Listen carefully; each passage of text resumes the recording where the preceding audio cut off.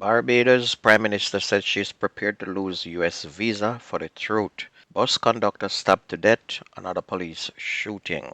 This is Undiluted News, Mikey Bones reporting.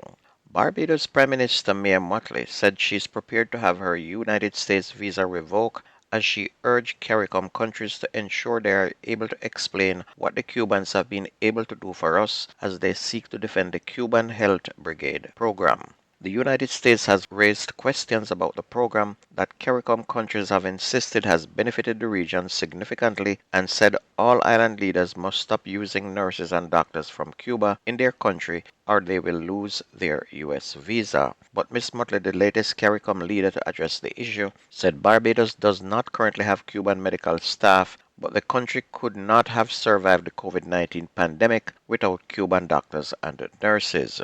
The Prime Minister of Antigua and Barbuda, St. Vincent and the Grenadines, and Trinidad and Tobago have publicly expressed support for the Cuban Health Workers Program, while Grenada's Foreign Affairs Minister Joseph Adal said St. George's not only has a legal, moral, and ethical obligation to stand by the people of Cuba, but that it should avoid being opportunistic or transactional as it pertains to relations between the two countries. Two more arrests have been made in connection with the major organized crime and anti-corruption agency's investigations into a multi-million-dollar phishing scam at the National Commercial Bank. Two other men, including a member of the Jamaica Defense Force, were previously charged in the matter, which involves the theft of $47.5 million from bank accounts. Mocha, along with officers from the St. Andrew North Police Division and the Specialized Operations Unit, arrested the suspects in simultaneous operations in St. Andrew and St. Catherine on Wednesday morning. Both men are believed to be part of an organized criminal syndicate responsible for the scam. They have been taken into custody for questioning and are expected that charges will be laid later on, added Major Jarrett. Allegations are that between April and June of 2022, 16 accounts were defrauded at NCB and the funds transferred to a number of beneficiaries' accounts which have since been withdrawn or transferred to other banks.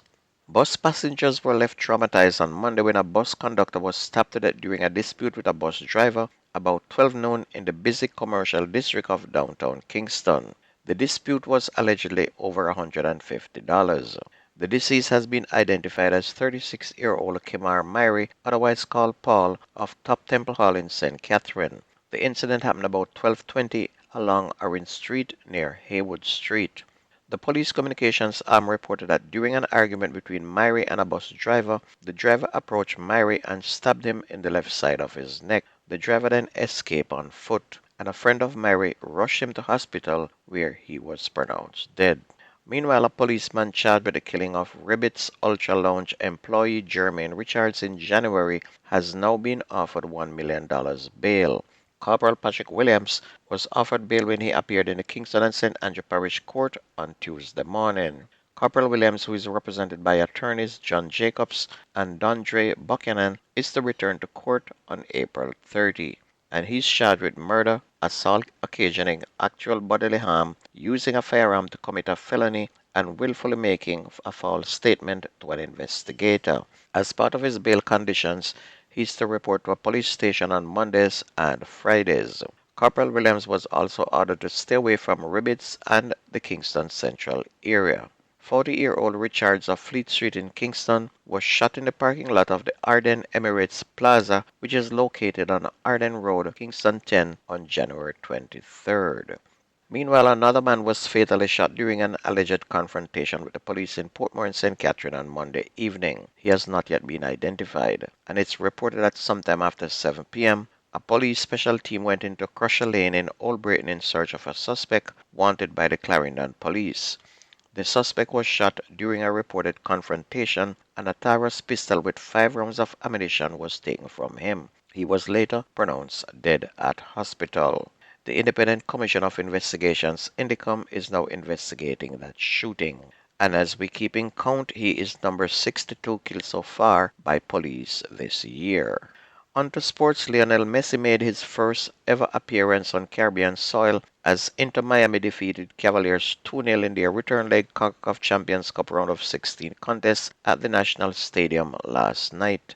Messi, who came on as a second half substitute with 37 minutes remaining, scored the game's second goal in time added. Veteran striker Luis Suarez got the opening goal, a 37th-minute penalty to give Inter Miami the victory as they advanced to the quarterfinals 4-0 on aggregate. Inter Miami will now meet Los Angeles FC in the quarterfinals. Meanwhile, in Premier League, Portmore United clipped Jamaica Premier League leaders Mount Pleasant in their third round game, which was played at the Ferdinand Complex on Wednesday. Ronaldo Robinson, who transferred from Harborview in January, came off the bench to score in the 87th minute for Portmore United, who were scoring their first goal against the leaders this season after losing back-to-back games 2-0 and 1-0. And it was Mount Pleasant's third loss of the season, but they still lead the table points with 68 points, which is still 8 more than second place Honored Gardens, who have played a game less. Meanwhile, Anthony Nelson scored 2 early goals to set up a 3-0 win for Tivoli Gardens over Mullines United at Edward Seaga Sports Complex. Nelson scored in the 9th and the 12th minute, and Lennox Russell got the third in the 74th minute as Tivoli Gardens snapped a 3-game winless run and drew to within 2 points of 7th place Racing United, who are now on 38 points. In League Two, Baptist Alliance and Falmouth United ended the first round of the Jamaica Football Federation Champions League as leaders of their respective zones after big wins over Portlanders FC and Mount Pleasant FA Juniors respectively on Saturday. Akeem Reed scored a hat-trick as Baptist Alliance came from behind to beat Portlanders 5-1 to lead Zone A with 16 points, while Falmouth United blanked Mount Pleasant FA Juniors 3-0, their sixth straight victory. 3 points separate the top 3 teams in Zone A, with Mead Forest in second place on 15 points after they edged Grays in 1-0. Limehall FC, who started the round of games at the top, fell to third place on 14 points after playing out a 1-1 draw with Spanish Town Police. In Zone B, Reno FC snapped a 3-game winless run to edge last place St. Bess United 1-0 at Lacovia Community Center with a 25th minute goal from Jeremy Coke and move up to second place on 13 points behind Falmouth United, while Treasure Beach FC, who were held goalless by Petersfield, slipped into third on 11 points. And don't forget to join me tomorrow between 4 p.m. and 7 p.m. on 25th Century Radio. That's 25centuryradio.com. It's a 2 and a 5 Century Radio. My name is Mikey Bones. I gone.